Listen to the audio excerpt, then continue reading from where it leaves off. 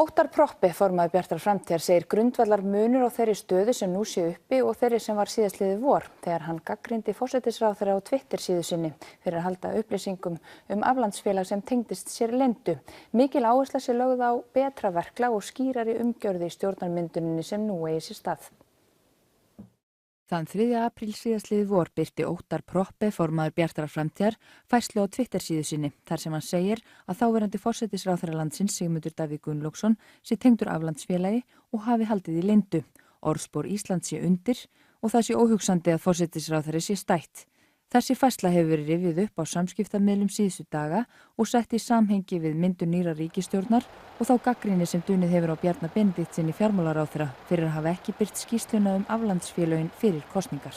Mér finnst nú vera ákveðin grundvallar munur vegna þess að eftir að upplýsingarnar komu fram þá gerði Bjarni sitt besta held ég til þess að útskýra sitt mál og síðan var kosið og það við erum að vinna úr niðurstöðum kosninga.